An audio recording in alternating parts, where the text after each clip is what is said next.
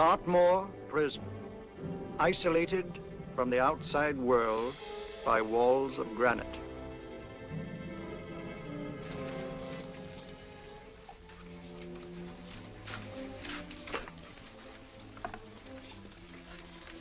They say you could get out of here by merely telling what you know.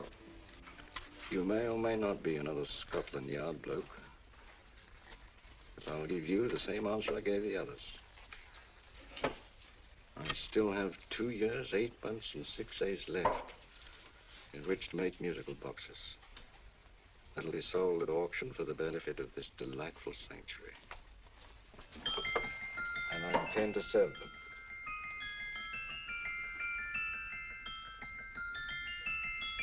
Move along. And now we come to the next object on our list, or I should say objects, because there are 3 of them. Now, ladies and gentlemen, these can be bought together or separately. Now, these beautiful little musical boxes only arrived this morning, and I didn't intend to put them on the auction block until later, but I'm going to sell them now. So, good friends, as our old pal Mark Antony used to say, lend me your ears. And what do you hear? Right. The beautiful tinkle tinkle of a musical box. What a lovely trinket. What a beautiful gift. Created and made by loving hands. A thing of beauty and utility. I was going to start with £5. It's a bargain, £5. Do I see any hands? If there's a connoisseur in the house, will go £3 for it. £2. £1. 10 shillings. Thank you, sir. Ladies and gentlemen, 10 shillings is offered for a musical box you couldn't buy anywhere in London for less than £5. It was stealing to let it go for 10 shillings, like taking milk from a baby. All right, we're selling for 10 shillings. 10 shillings, 10 shillings is offered, 10 shillings is offered, 10 shillings is offered. And then want to give me £1? Want to give me £1? Oh, won't someone give me £1? £1 is offered, £1 is offered, ladies and gentlemen, £1 offered is against you, sir. Will you go to £2? Will you go to £2, sir? £2, £2 is offered, £2 offered, going once, twice, third and the last call. So to the gentleman for £2. Sorry, my dear. Now, ladies and gentlemen, comes the opportunity to purchase an exact duplicate of the beautiful little musical box just bought by this gentleman for the ridiculous low price of £2. Oh, it's exactly the same. Exactly the same, made with the same hands. You hear that? Isn't that lovely? That tinkle, tinkle, tinkle, tinkle. Sounds like Bow Bells to me, you know, little angels pulling on the ropes, eh? Who'll give me £2 for it? Who'll start me with £2? Will anybody start me with £2? Oh, come, ladies and gentlemen. You know, from your enthusiasm, we might all be in Scotland instead of London. Please buy it for me, Daddy. £2, certainly not. We all might be in Scotland. Besides, I don't like his manner. £1, 10 shillings. £1. £1 is ours. £1 is offered. £1 is offered, going £1. In advance, going once, going twice. The third and the last call. Sold to the lady for £1. Smart bidding, my dear. Thank you. We come to the third and last of these beautiful little musical boxes. Exactly the same. Tinkle, tinkle. Isn't that lovely? Ladies and gentlemen, I don't bring you here to gull you and swindle you. This is the exact replica of those 2 I just sold before.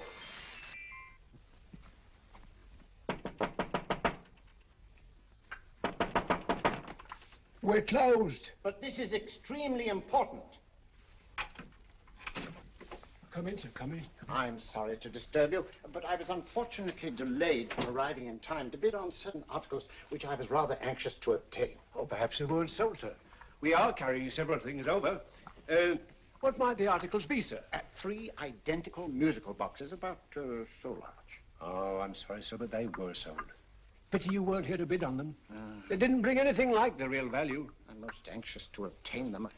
I wonder if your records would show who the purchasers were. Oh, we don't usually give out that information, sir. For certain, shall we say, sentimental reasons, I'm most anxious to get in touch with the purchasers.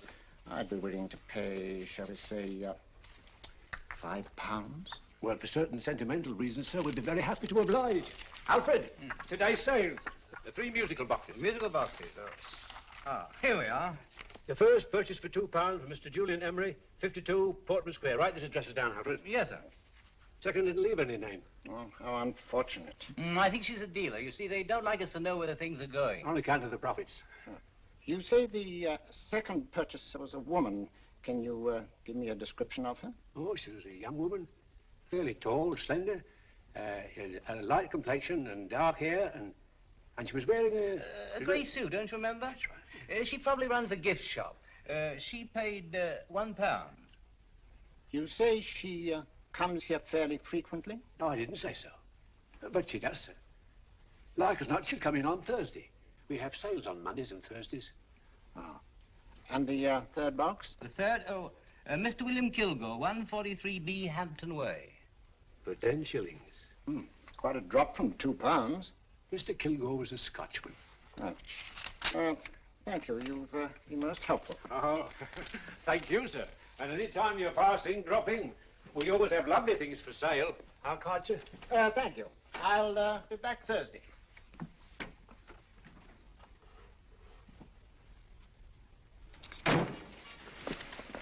The message reached us too late. Musical boxes are being sold. Well, let's get out of here.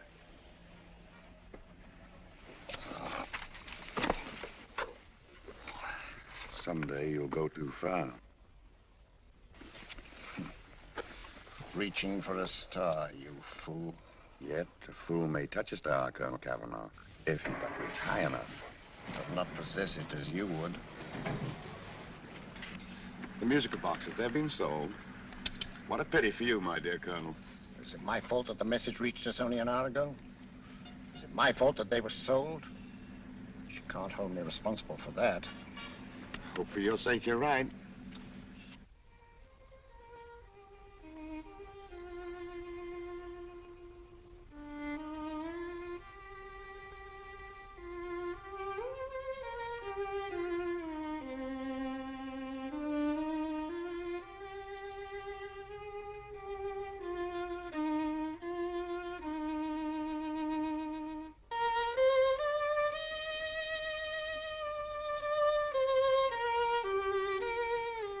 They will call upon you tonight at 7:45, a gentleman who desires to consult you upon a matter of the very deepest moment. Remember that letter, Holmes? It was written over 2 years ago. An interesting case. Devilishly interesting. Irene Adler. What a striking-looking woman from the brief glance I had of her. Seems only yesterday. What charm. What poise. And what a mind. Sharp enough and brilliant enough to outwit the great Sherlock Holmes himself. I take it the new issue of the Strand magazine is out, containing another of your slightly lurid tales. Indeed. What do you call this one? I call it A Scandal in Bohemia. Not a bad title, eh? If you must record my exploits, I do wish you'd put less emphasis on the melodramatic and more on the intellectual issues involved. More on the what do you mean by that? Well, I do hope you've given the woman a soul. She had one, you know. By the woman, I suppose you mean Irene Adler. Yes. I shall always remember her as the woman.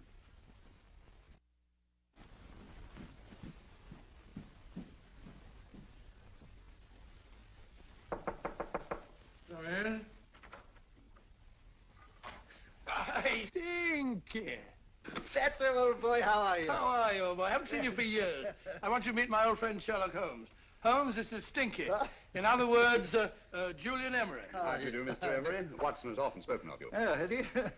Yes, we were at school together. Yes, more years ago than I care to remember, but you didn't come in here just to remind me of that. No, I just happened to be in the neighborhood and saw your lights burning, so I took the liberty of looking you up.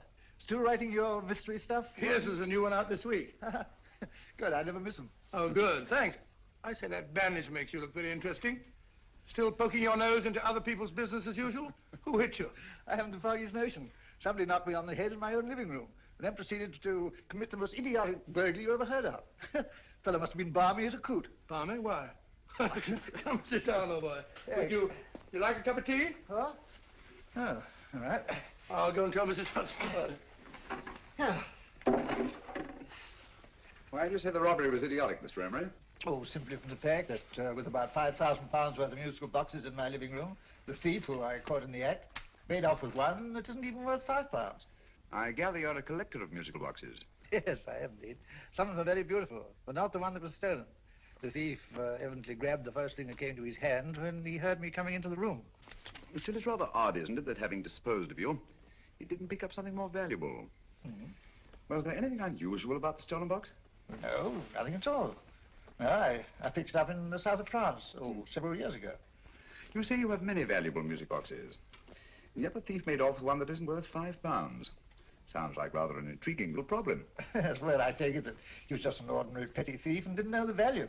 That is a possible explanation, and yet I venture to say that the average petty thief has a more extensive knowledge of the value of objets d'art than the average collector. Well, anyway, that's Scotland Yard's theory. They didn't get very excited about it. That's consistent anyway. I wonder if I might see your collection, Mr. Emery. Oh, of course you could, yes. Nothing a collector likes more than showing off his trophies. When would it suit you? No time like the present. Good. My place is just round in Portman Square. Shall we? Yes, right.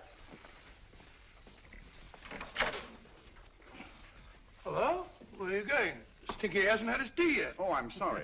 We're going round to my place, where I'm going to give you something better than tea.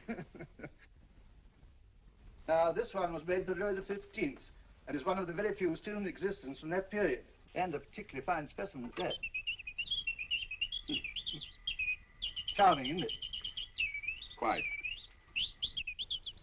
It all sounded to me like a lot of mice running about on a tin roof. I'm afraid you have no ear for music, Watson. Give me a good old band playing a rousing march. You'll have all your silly little tweets.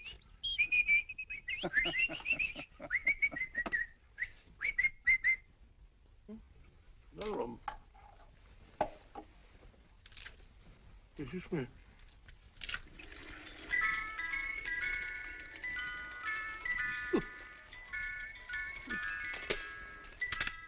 Stupid thing. Singing rabbit. What would you say offhand is the value of a box like that, Mr. Emery? Well, it's hard to say offhand, but I think we'll bring about £500 or £600 today. It's the gem of my collection. A thief who steals an oddity like a musical box passes up one worth £500 for one of almost no value at all. Odd. Very odd. What was the stolen box like, Mr. Emery? Oh, just a plain wooden box about so big. As a matter of fact, I have one over here almost exactly like it. I picked this up yesterday at an auction room in Knightsbridge. Paid only £2 for it. Of course, I wouldn't in the ordinary way add one like this to my collection, but the tune intrigued me. I'd never heard it before.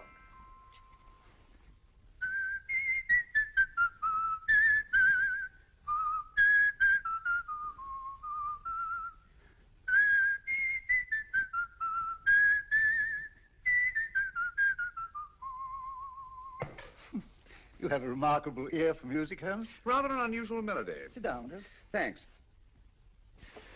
You say you bought that box at an auction sale yesterday? Yes, the Gaylord auction rooms in Knightsbridge. Run by old, what's his name? Crabtree. That's the man. At what time was the robbery committed? Oh, about 3 o'clock this morning. You know, Mr. Emery, that box and the robbery might well be cause and effect, especially since you say that the stolen box outwardly resembles this one a great deal. And Scotland Yard were not particularly interested, eh? Oh, yes, but I wouldn't blame him for that. Especially as I told him I was quite unable to describe the thief. Except, of course, for the fact that it was definitely a man. All you remember is that you came in here and someone struck you on the head. Yes, the next thing I knew, my man was trying to revive me. It might be wise for you to put that box away somewhere and lock it up. Oh, I don't think that's necessary. Besides, everything's insured. Well, at least if any further attempts at robbery are made, I'd suggest that you call the police, rather than running into any personal danger. Oh, come, Holmes, aren't you being a bit of an alarmist? Possibly. Well, I must agree with old Stinky. Seems to me you are making rather a mountain out of a moleskin. Molehill is the word, old boy, and it's time you were in bed. Thanks so much for letting us see your place. Now the best, been glad meeting you. Holmes, I can't understand why you were so mysterious. Seems to me the petty thief explanation was the only sensible one. Really? Yes, I can't see how you can believe it was anything else. I didn't say I believed it to be anything else. The petty thief theory is the obvious one, I grant you. However, it's often a mistake to accept something as true merely because it's obvious. The truth is only arrived at by the painstaking process of eliminating the untrue. We are not able to do that in this case without further data. Rubbish, you're pulling my leg. You're trying to turn a tuppenny halfpenny robbery into an international plot. No, I'm not. I just hope that your friend Stinky is a little more cautious in the future, just in case.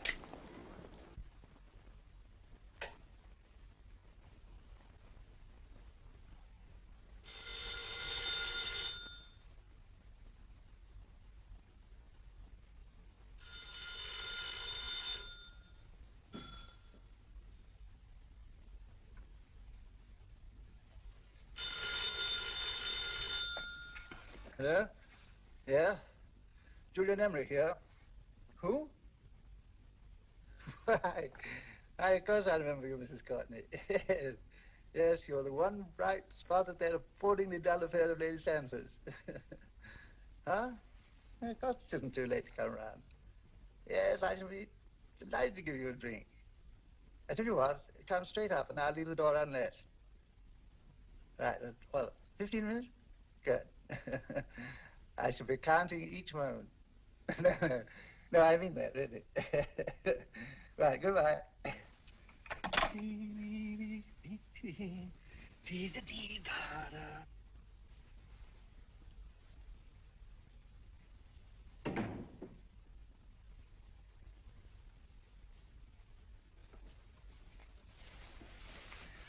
Boo! Oh, you startled me. Did I? Yes. Must be the pixie in me.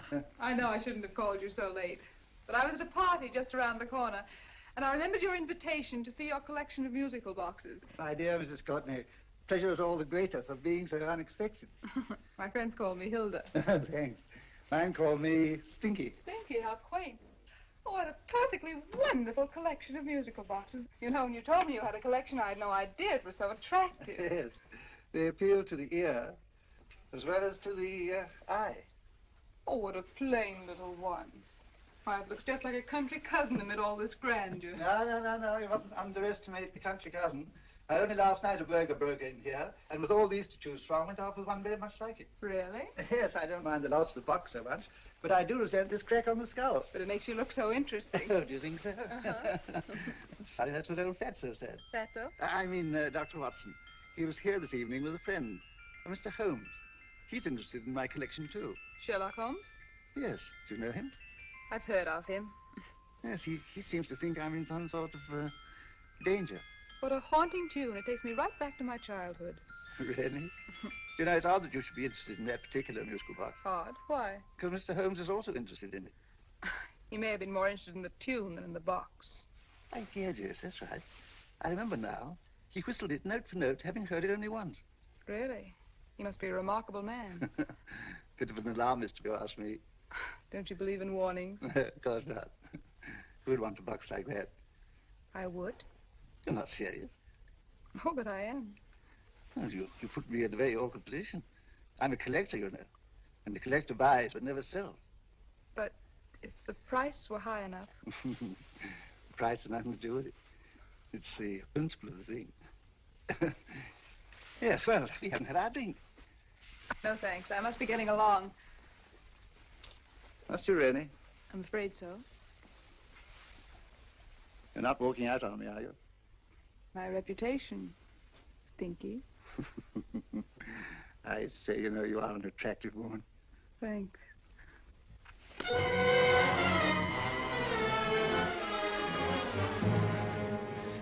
You fool. I told you to wait outside. What did you have to kill him for? All I had to do was walk out with us. He held you in his arms. Don't touch him. Don't touch anything. Now get out. I'm sorry. You're sorry. What about me? This is murder. What about Scotland Yard? What about Sherlock Holmes? Now get out!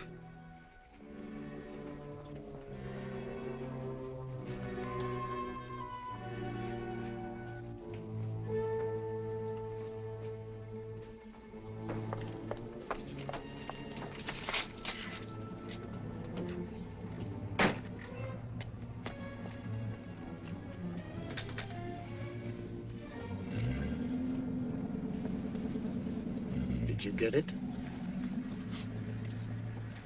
Good. Did you have any trouble with him? Just a matter of murder.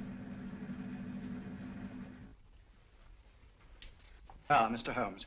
Hopkins. Thanks for coming so promptly. Inspector Lestrade suggested that I call through to you. Mr. Emery was the client of Mr. Holmes, Inspector. Indeed. You didn't mention that when I telephoned you, Mr. Holmes. Well, not exactly a client, Inspector. Sergeant Thompson? He was killed between the hours of 11 and 2 o'clock this morning, Mr. Holmes. Must have been someone he knew, someone of whom he had no suspicion. Poor old Stinky. It's all my fault. I should have prevented this. Well, there's no time to start talking about that now, Doctor. Apparently it's gone. That's the second attempt on the musical box that Emery bought at the auction sale. And this time it was successful. But that box was only worth £2. It was worth a man's life, Watson. I think we'd better pay a visit to Gaylord's auction room and that fellow Crabtree. Inspector, may I suggest that you make a complete search of this flat for a small, plain, musical box about that size? Thank you. Come on, Watson.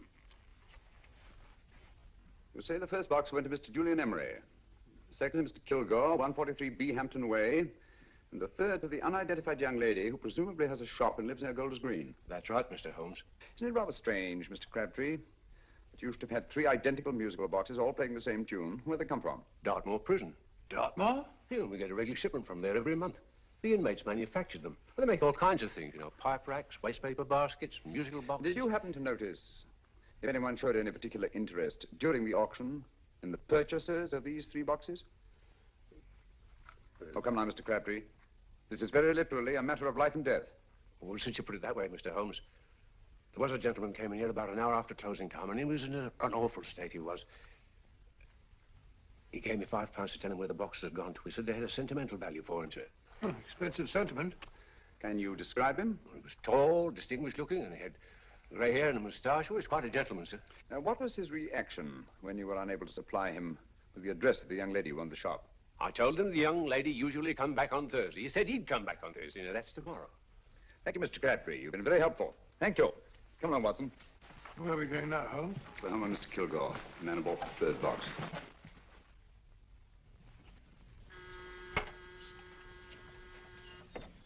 But hang it all, Holmes, how do you know those other 2 musical boxes are of any importance? I don't, but I certainly have no intention of waiting until the owners are murdered to find out.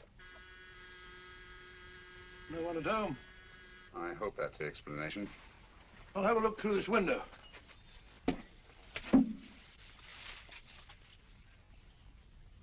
Doesn't seem to be anyone there. The whole place seems deserted as far as I can see. Yes.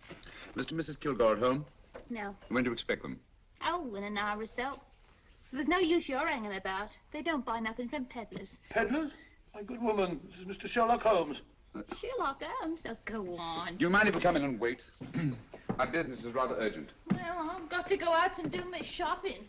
And I don't know if Mrs. Kilgore like any strangers nosing about. Quite all right, I assure you. Well, I've got to be off. It's too white in the parlor. And no smoking either. Mrs. Kilgore says it smells up the house. Funny old girl, Holmes.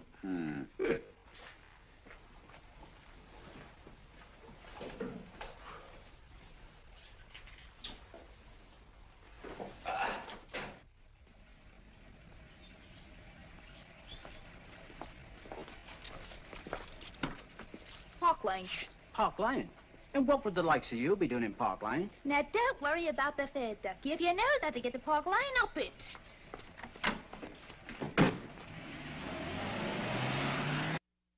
You know, Holmes, I've been thinking. There must have been something hidden in that box of old stinkies. Stolen jewelry, possibly. What's up, Holmes? Listen. What's just the steam in the water pipes?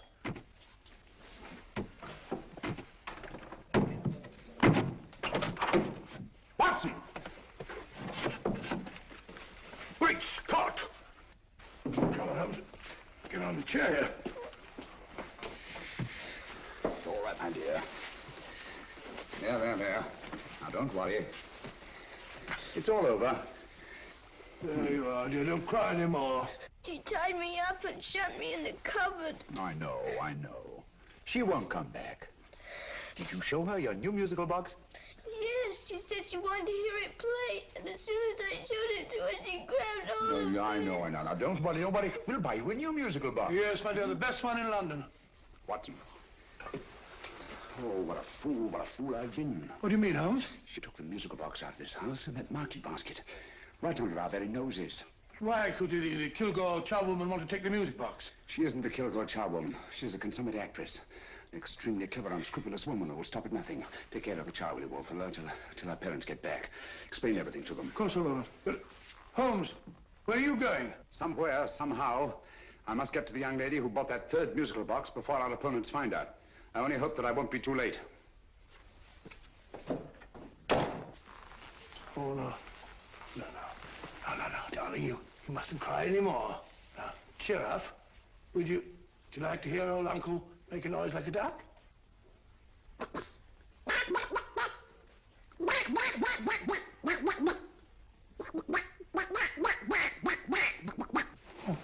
sorry.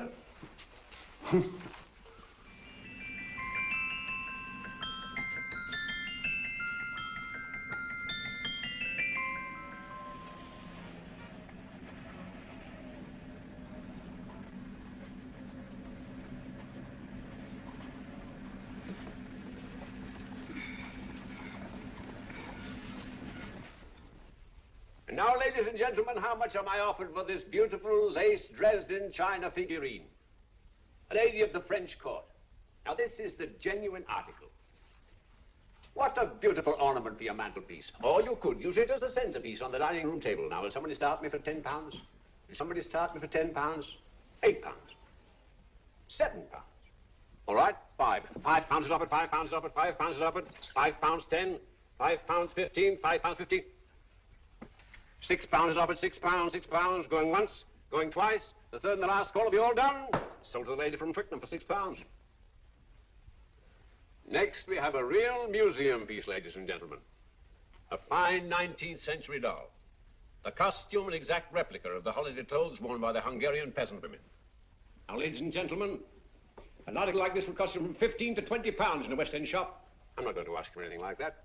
Well, give me £2 for it. £2. Does anybody offer me £2? £2 for the Hungarian? £2? £1. What? Anybody give me £1? Anybody offer me £1 for the doll? £1 is offered, ladies and gentlemen. £1 is offered. Now, I'm not going to waste your valuable time or mine in trying to get one half of what this beautiful doll is worth. If the young lady can steal it for £1, that's her good fortune. So it's going once, it's going twice, the third and last call. Any more? Sold to the young lady for £1. And now, ladies and gentlemen, may I draw your attention to something which may be a great surprise to you, worthy of any collection. The only other one like it is in the British Museum. It's a Ming vase of the 7th dynasty. This vase lay in a large collection somewhere outside Rome for over 2 centuries, I understand. It was discovered there by the noted antiquarian, Sir Andrew Coppleston. Now, some of you may remember Sir Andrew Coppleston. Besides being a noted traveller and antiquarian, he's also a gentleman rider. A girl with a parcel in her hands, that's her. Are you sure that's the girl? Well, she fits perfectly the auctioneer's description. Follow her, Hamid.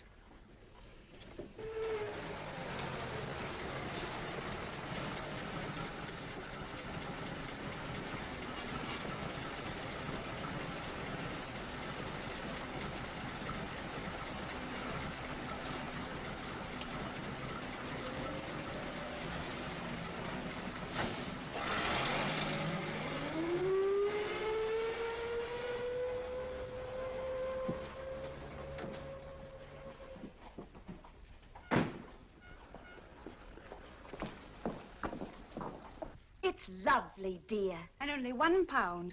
We can get at least 3 for it. Easily. I'll go make some tea. I could do with a cup. Right.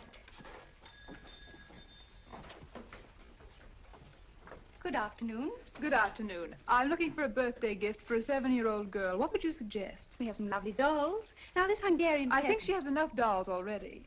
Books are always welcome. Well, I'm looking for something a little different. Oh, that's rather cute. What is it?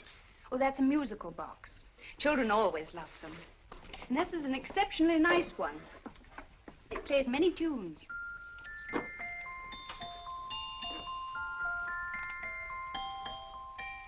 Have you any others? Yes. If you'll just step this way.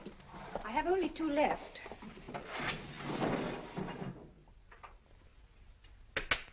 How nice.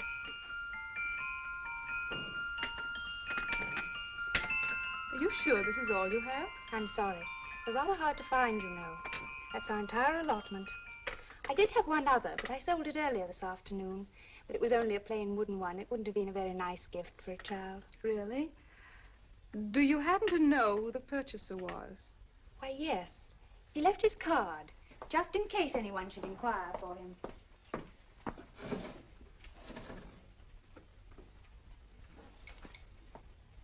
How interesting. I'm sorry, but I'm afraid I'll have to look a bit further. Thank you anyway. Good afternoon. Thank you.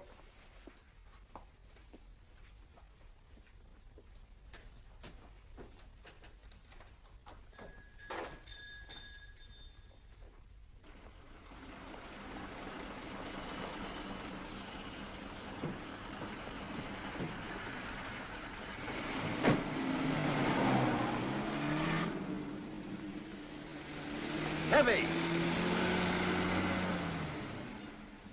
All of that cab. Here, now, what? Scotland Yard. Hop in.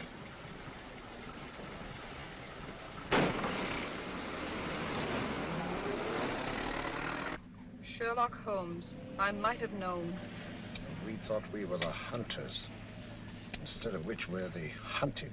We've been fooled. We played right into his hands. Of course. He's had us followed. Don't look. The man in front of the toy shop. Hamid, turn sharp right at the next corner and again at the next.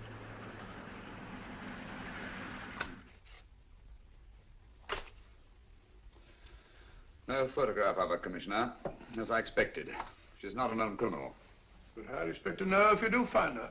After all, she was disguised as a charwoman. Don't worry, old fellow. If I ever see her again, I'll recognize her. Well, it won't be long till we know who they are and from where they operate. Who's covering them? Sergeant Thompson's following them, sir. They won't get away from him. He's a good man. We could have arrested them at Cliffort's toy shop if we had any proof. But we know that they killed Emery. Proof, my dear fellow. We must have proof. We have x-rayed it, sir. There's nothing whatever concealed in the box. We'll have a look at the plates.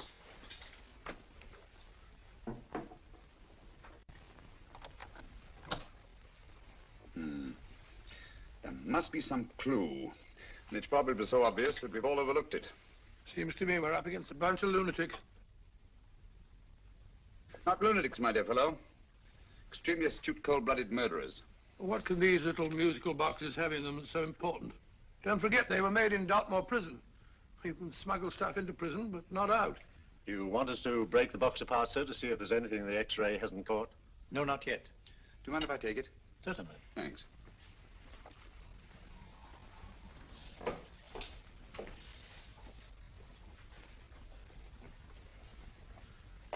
The governor of Dartmoor Prison informed us, sir, in answer to Mr. Holmes' question, that all 3 musical boxes were made by the same convict, John Davidson, serving a 7-year term, sir. Davidson? The Bank of England plates. That'll be all. Yes, sir. Now we're getting somewhere. Wait a minute. How did you know about the plates, Mr. Holmes? I'm a student of crime, Inspector. I make it my business to know about such things. And when the name of Davidson was mentioned... Well, who is this fellow Davidson? As long as Mr. Holmes seems to know all about it already, I suppose there's no harm in telling you. 2 years ago in London, there occurred a robbery of such tremendous importance, although the stolen articles themselves have no intrinsic value whatsoever, that the Home Secretary was instrumental in seeing that not a word of it appeared in any newspaper. But you never told me anything about this, Holmes. You were away at the time. Articles of no intrinsic value and yet of such importance? I don't understand. Davidson was apprehended within 15 minutes of committing the theft. But by that time, he'd hidden the articles in question and they've yet to be found. Before going further, Dr. Watson, I must inform you that this matter's not to be mentioned outside of this room. Of course not. Do I look like a man who'd gossip? Let's not go into that now, old fellow, shall we? Davidson had been employed for years in a position of extreme trust by the engravings department of the Bank of England. The articles he stole were nothing less than a complete duplicate set of plates for printing £5 notes. What? The Bank of England's own plates? Precisely. And with those plates, a gang of crooks could flood England with £5 notes, not forged in the usual sense of the word, but notes undetectable from genuine Bank of England notes in any way whatsoever. Good heavens. Any whisper at all might have resulted in enormous damage in shaking public confidence in the Treasury. We tried everything after we arrested Davidson. Offered him a shorter sentence if he'd tell us where he'd hidden the plates. Why, we even put in Scotland Yard men with him as cellmates, but no results. Obviously, Davidson's a man of strong character and infinite patience. Yet suddenly he feels impelled to smuggle out the secret of the hiding place of the plates to his confederates. Why? I don't understand, Mr. Holmes.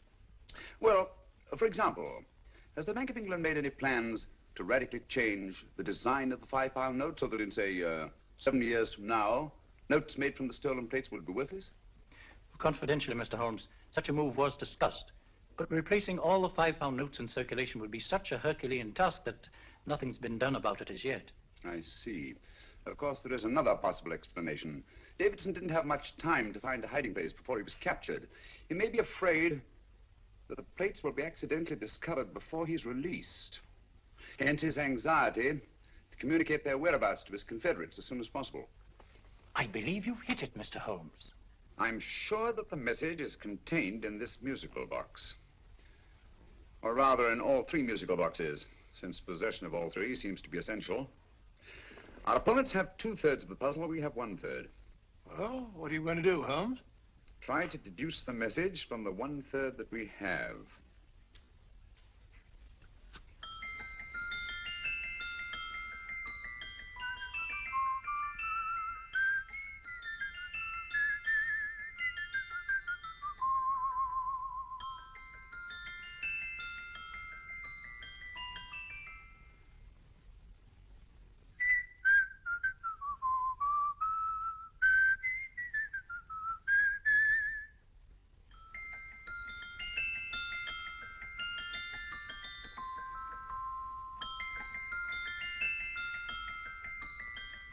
It's the same tune as the one played by Emery's musical box.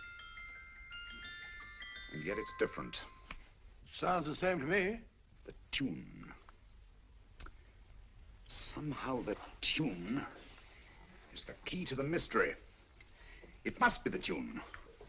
Otherwise, why use 3 musical boxes to convey the message? Why not collar boxes or shoe boxes?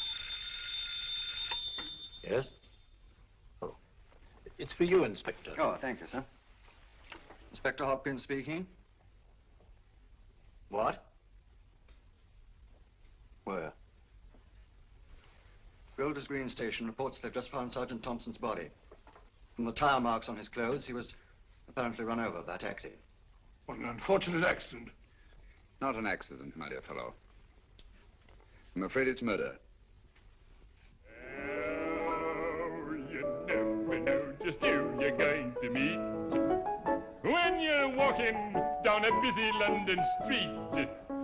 Mrs. Hawkins, Mrs. Brown, any subject of the crowd. Oh, you never know just who you're going to meet. So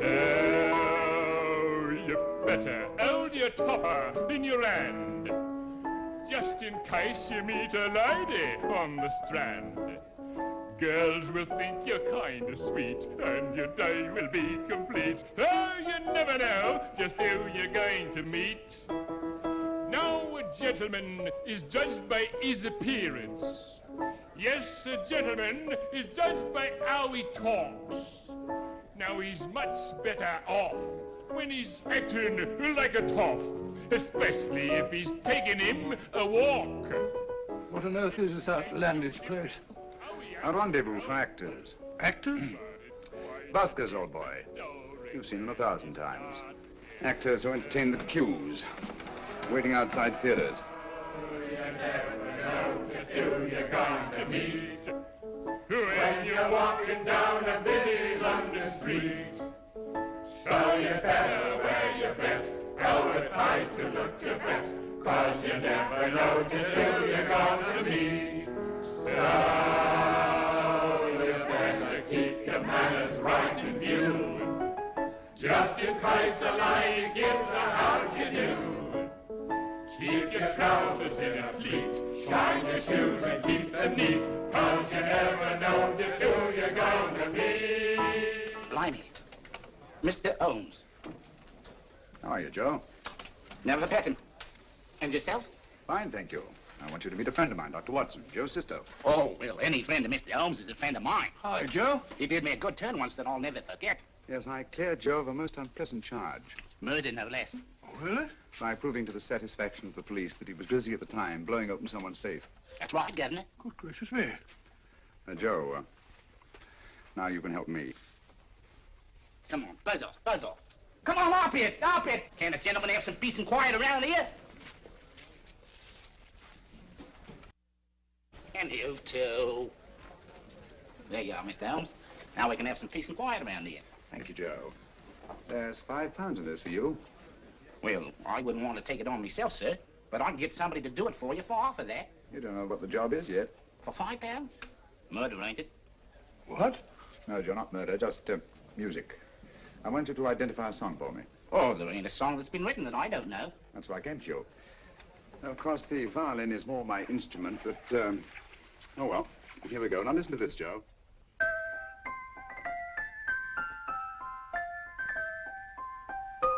Wait a minute. You're playing that wrong. That should be E natural, not E flat. You know the song? Oh, yes. It's an old Australian song called, The Swag Man. But you're playing it all wrong. That's what I hoped you'd say. Now, listen again, Joe.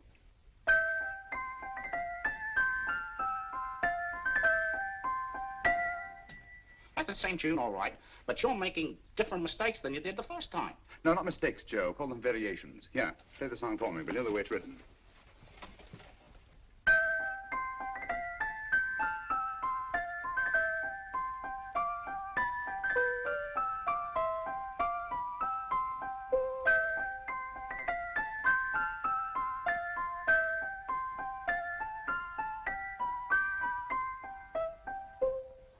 There you are.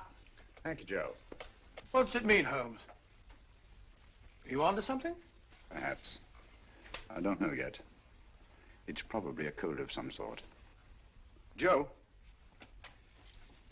could you write the song down for me, the way it was originally written? Oh, sure, Mr. Holmes. But it'll take a few minutes. Here, Mabel. Pale ale. Come on, up to it. Along with it.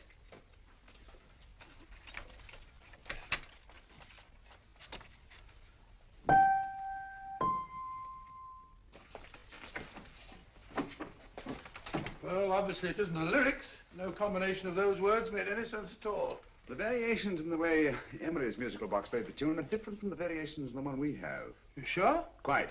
You see, I took the trouble to memorize the tune as played by Emery's box that night we were with him in his flat. Holmes, you amaze me. Elementary, my dear fellow. One of the first principles in solving crime is never to disregard anything, no matter how trivial. But why the 3 boxes? Why not 1? Because the message was obviously too long to be conveyed by any one variation. Then there's the 3rd box, the one that woman took from the Kilgores. That contains yet another set of variations. Yes, well, it's all beyond me. Well, all we have to do now is to find the secret of the variations. Not a very easy problem to solve, my dear fellow. Hello. What's up? We've had company.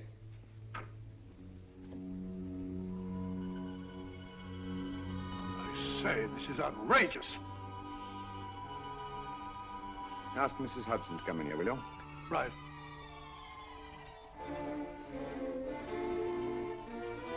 Mrs. Hudson? Yes? Oh, there you are. Will you come up here at once, please? Coming, sir.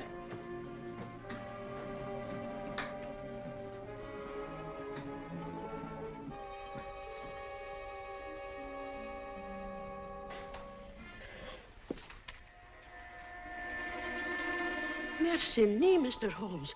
What has happened? Who called while we were out, Mrs. Hudson? Just a young lady. The one who said you wanted her to wait for you. And a nice-looking old gentleman with Our her. friends again, Watson. Friends? What did the young lady look like? Oh, I couldn't see her face. She had a heavy black veil on. But she had such a nice way with her. Oh, I'm sorry, Mr. Holmes, if I've done anything wrong. But you did say I should always let clients come in and wait for you. Don't worry, Mrs. Hudson, don't worry. You had no way of knowing. It's quite all right, quite all right. Now, don't worry, Mrs. Hudson. Don't worry. Where on earth's the musical box? They didn't get it. Didn't get it?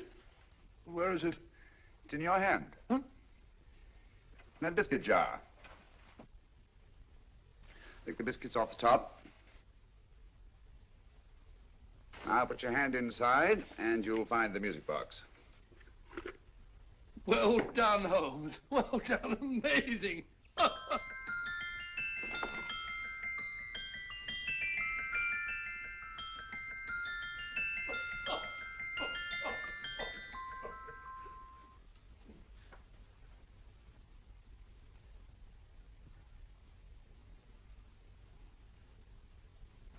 Phew, nice fresh smell. Like a pub after closing time.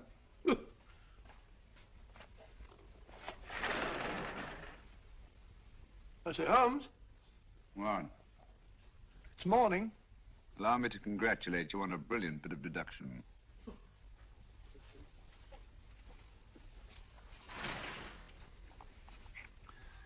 It's not a transposition, not a polygraph transposition, not a trigraph, nor any known form of decoding. How about the Morse code? Have you tried that? Yes, at about 3 o'clock this morning. I'm sorry, old man. I was only trying to help.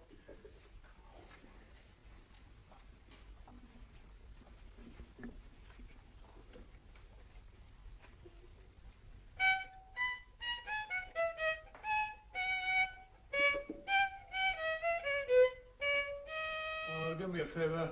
Not again. Must have heard that thing 1,000 times. Kept me awake all night.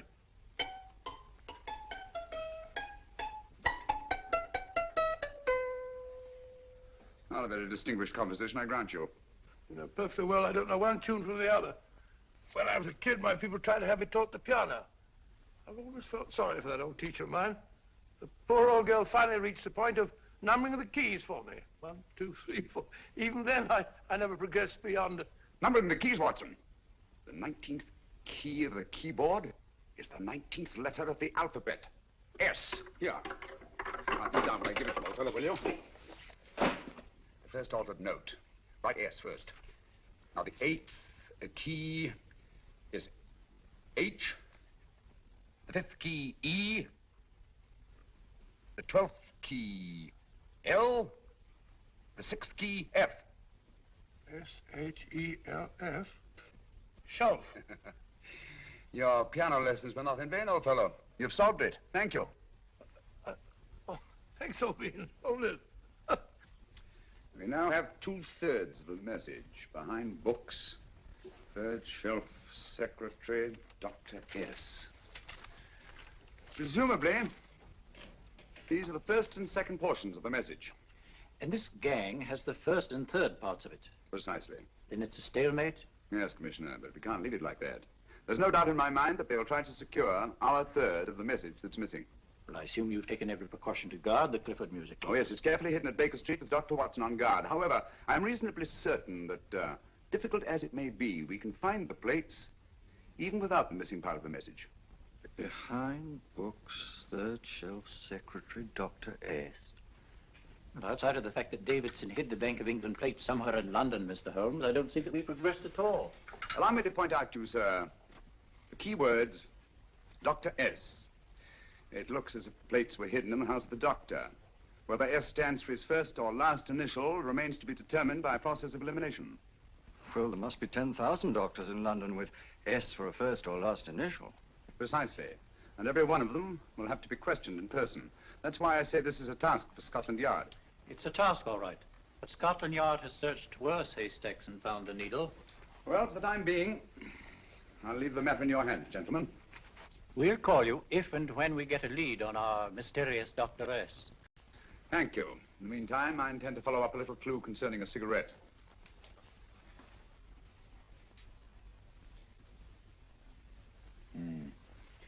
You're certain of the identification of the tobacco? Absolutely. I have made up this special blend for only 3 customers. It is almost pure Egyptian, with admixture of latakia for added body, and a pinch of perique. Merely a whisper, as one might say, for elusive fragrance. Yes. And the 3 customers? Major Wilson in Bombay, India. Mrs. Catherine Leamington Smith in Ireland. Yes, and the third? Mrs. Hilda Courtney of Park Mansions, Bryanston Square. Thank you. Thank you very much. You've been most helpful. It is a pleasure to have been of service, Mr. Holmes.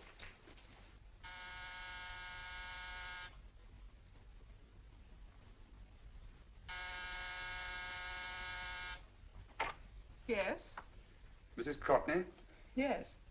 My name is Sherlock Holmes. Oh, do come in. Thank you. I've heard of you, of course, Mr. Holmes. I believe we have a mutual friend in Sir Edward Brookdale. He's spoken to me of you quite often. Indeed. And to what good fortune am I indebted for this visit? I think you know Mrs. Courtney. Well, I did get a summons for speeding last week. But outside of that, I don't think I'm of any interest to the police. Oh, come now, Mrs. Courtney. You seem to forget that you and I have met before. I'm sorry. I'm sure I would have remembered meeting the great Sherlock Holmes. Please sit down. Thank you. You say we met before. Yes. At the home of Mr. and Mrs. Kilgore, 143B Hampton Road. Kilgore? I don't think I know anyone of that name. Well, I didn't say you knew them. As a matter of fact, you called on them when they were out. I don't understand, Mr. Holmes. Really? And you were dressed rather differently. Indeed. Cigarette? Thank you.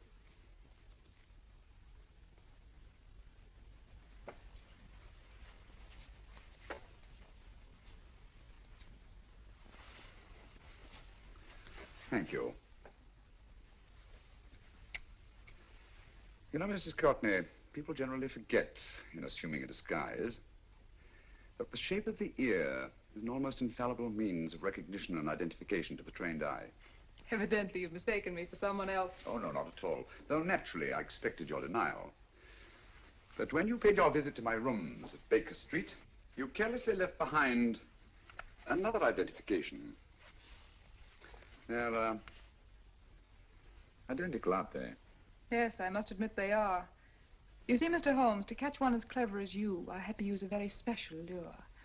I knew you'd be unable to resist the bait of my cigarette, having read with great interest your monograph on the ashes of 140 different varieties of tobacco. I should advise you not to move, Mr. Holmes. I must congratulate you on your ingenuity, Mrs. Courtney. It was indeed a brilliantly designed trap. Thank you, Mr. Holmes. Praise from a master is indeed gratifying. I shall always cherish the memory of your flattering words. Memory? Precisely. I'm afraid these gentlemen have a most regrettable task to perform. Unless, of course, you care to turn over the missing musical box with your pledge to take no action against us in the future. I'm afraid that will be impossible. I thought that would be your answer. Hamid! Careful! Careful. There's no need to be unnecessarily rough with our distinguished guest. You realize, Mr. Holmes, that your demise will not take place here at the corpus delicti, you know? Well, naturally. Shall we go? It's so fearfully awkward having a dead body lying about. Don't you agree, Mr. Holmes? Another dead body shouldn't weigh too heavily on your conscience, Mrs. Courtney.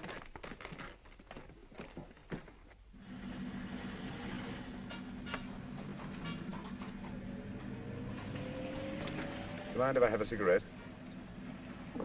Don't see why not.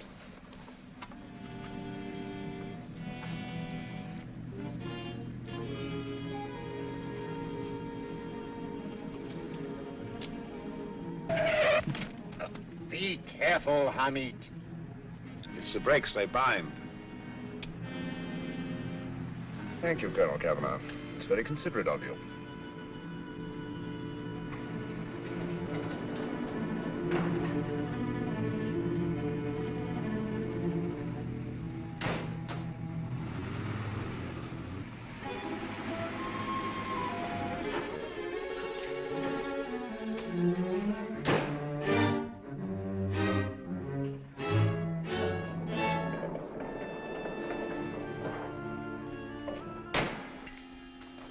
You'll be happy to know, Mr. Holmes, that your death will be a painless one.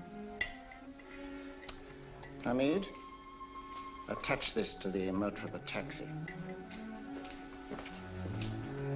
That little attachment, my dear Mr. Holmes, contains the deadly fluid known as monosulfide. The Germans use it with gratifying results in removing their undesirables. Start the motor.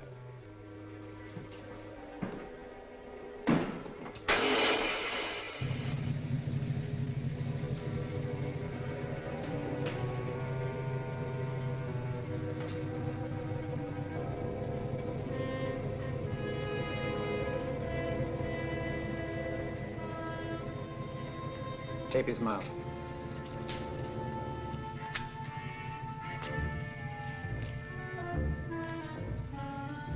Now, Up with him, Hamid.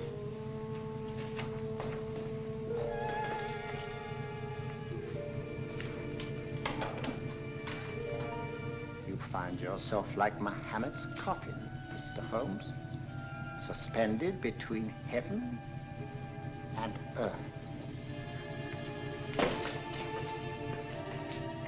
Plenty of fuel in the tank? Good. It would be too bad to have anything go wrong through so simple an oversight.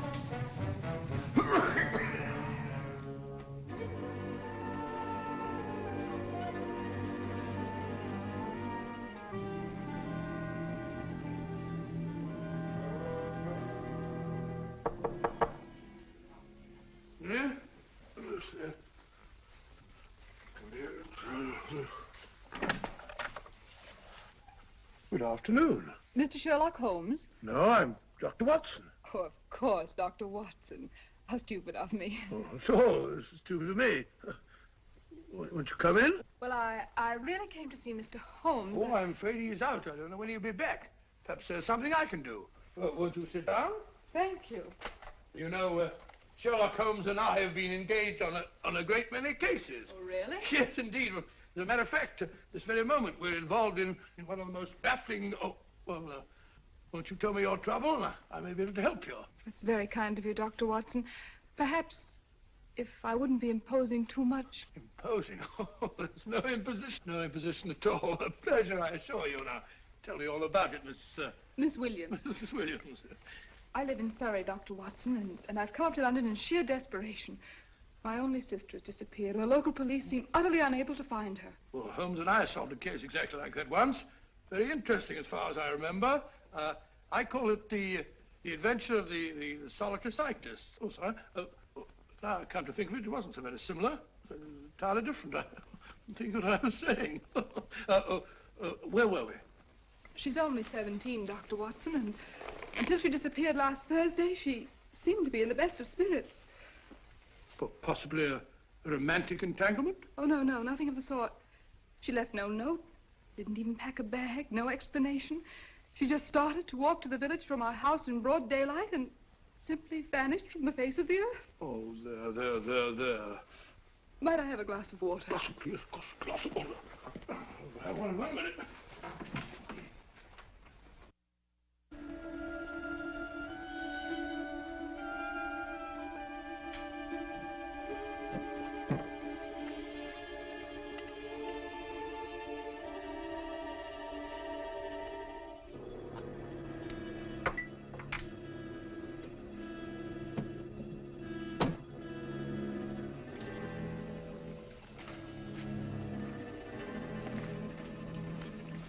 There you are, my dear. Thank you, Dr. Watson.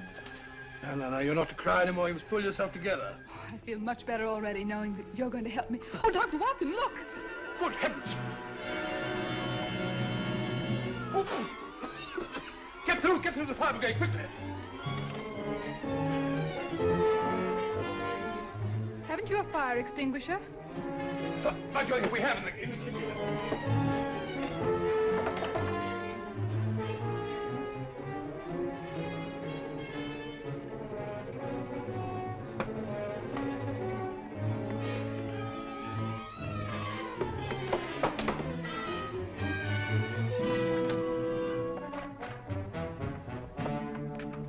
Don't you worry, Miss Williams. We'll have this thing out in no time.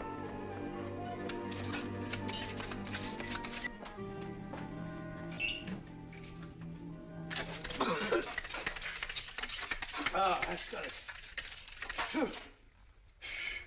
Get some air. Well, you see, there was no need for the fire brigade after all. I hope you weren't too frightened, Miss Williams. Oh, gone. What's the trouble with them? They always lose their heads in an emergency. Well, a musical box. Great Scott! Miss Williams!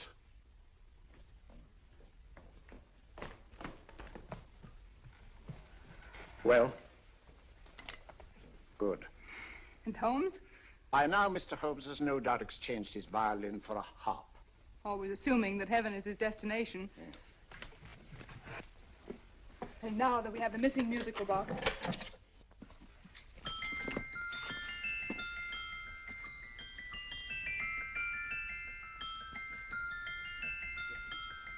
Nineteenth note. 19th letter. S. He hasn't been there, you say? Holmes, where on earth have you been? I've been trying to get you at the club, at Scotland Yard, all over London. You were looking for me in the wrong places. Holmes, terrible things happened. I've been duped. That woman, she made a complete fool of me. Well, what do you mean? Well, she came here, let off a smoke bomb. I thought the whole place was on fire, and my first thought was to save the musical box. No need to say any more. She has the box. Yes. Don't blame yourself too much, old fellow. She's an extremely clever antagonist. Smoke bomb, you said? Well, you can console yourself with the thought that your charming friend is at least a reader of yours. What do you mean?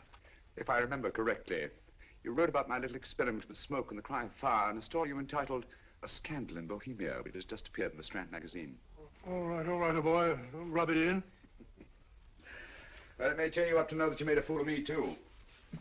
Ah, that cigarette stub was planted here for one express purpose. We're going to bandaging around this place. Bandaging? What's the matter, Holmes? You hurt? Explanations will have to wait until later. At the moment, we're faced with a problem which I fear is insurmountable. Come over here, old boy, will you? Right. Our opponents are in possession of all 3 parts of the code. And here are we, while the Bank of England plates pass into their possession. Cheer up, old fellow, cheer up. As Dr. Samuel Johnson once said, there's no problem the mind of man can set that the mind of man cannot solve. What's that, old fellow? I was just quoting Dr. Samuel Johnson. He said there is Thank you, Watson, thank you. Hmm? Leaving the front reception room, we come into the main hall, where Dr. Johnson was in the habit of passing through to have his meager meals in the dining room opposite, in company with his friend and biographer, James Boswell. We will now pass up the stairway, which remains in its natural wood finish, just as it was when the good doctor was here. The framed etching on the wall is believed to have been presented to Dr. Johnson by the distinguished painter, Sir Joshua Reynolds. I've been told here that picture was given in by Mrs. Thrale, and it's definitely not a Reynolds. Is that important, my dear? Oh, I'm sorry. This way, ladies and gentlemen, please, this way. Move along, children, move along. The secretary's not on this floor. Patience, Hamid. I have a feeling My that... dear Colonel, with Sherlock Holmes out of the way, what could go wrong?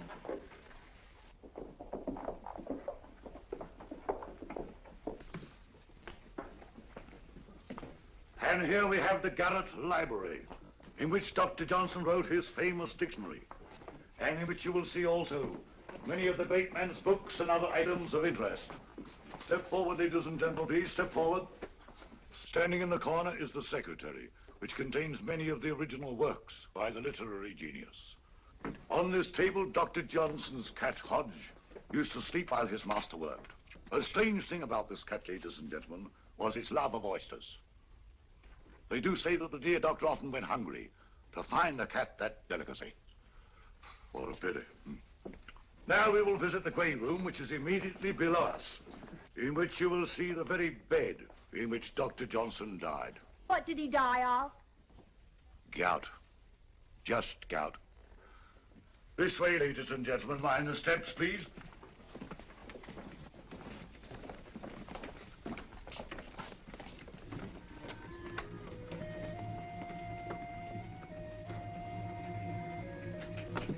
Your keys.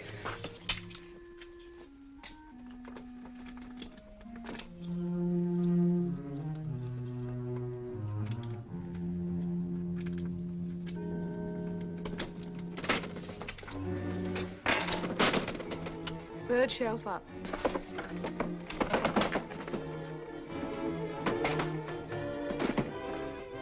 The knife.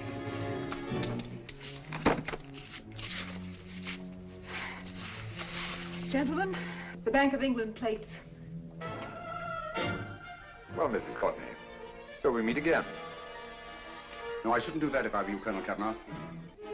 I must congratulate you, Mr. Holmes. You're far more clever than I thought. Thank you, Mrs. Courtney. Praise from you is indeed gratifying. I shall always cherish the memory of your flattering words. Memory? Oh, thank you. And now I have a most regrettable task to perform.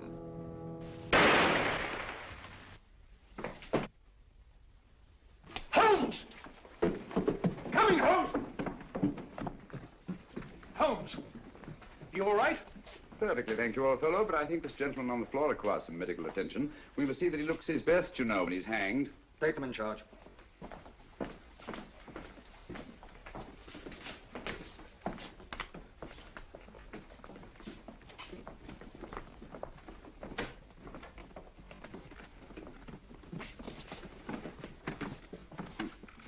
A brilliant antagonist. It's a pity her talents were so misdirected. Will you see that these plates are returned to the Bank of England, Inspector? I still don't understand how you solved it, Mr. Holmes. It's entirely due to Dr. Watson. He gave me the clue when he mentioned Dr. Samuel Johnson. Well, congratulations, Doctor. Oh, thank you, Inspector. I don't think I'd have done it entirely without Mr. Holmes's help, you know.